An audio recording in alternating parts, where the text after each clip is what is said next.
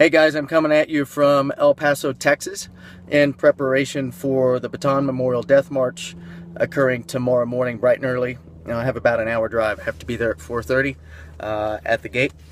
It starts at 7 o'clock and goes throughout the day. Our goal tomorrow on our team is to finish the 26.2 miles in under 5 hours. I think it's doable. There's about 5,000 people from 27 different countries that congregate for this march. It memorializes the Bataan event in the Philippines during World War II, where a bunch of our soldiers were taken hostage, and they were actually marched over 90 miles without food or water. If they escaped to try to get food or water, they would be shot on the spot.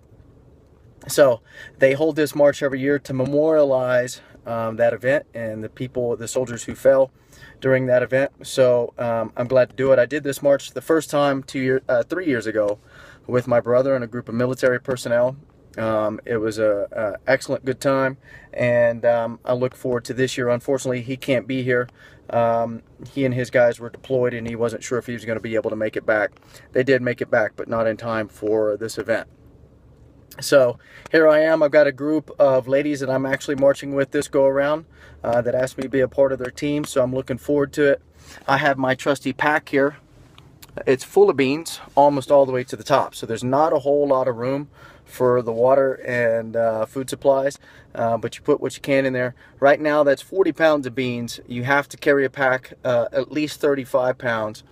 I put the little extra in there to work on a little extra grit. Why not? And to make sure that when we get to the end and they weigh our packs that we're not disqualified. If it's less than 35 pounds, which right now I'm certain this will not be, there's no way it'll be less. It just ensures that's the case. Our lesson this week was on delaying gratification and not eating the marshmallow, which is the motto. You will have a video on the marshmallow study, which is fun to watch.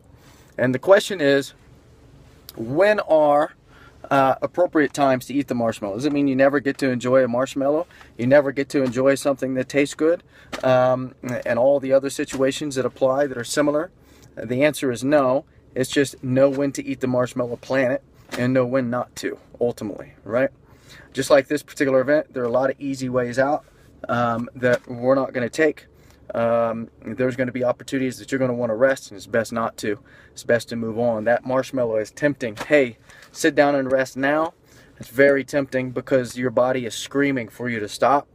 But the reality is there's always consequences for taking the marshmallow. And in an event like this, it delays the end, ultimately. And I've seen people, the last time I was here, there's a person that took them 12 hours to finish the race, and I had to be with them because you don't ever leave anyone behind. And the rest of the group finished in 5 hours. We finished in 12 hours. And the reality is the pain we experienced was worse than the other guys.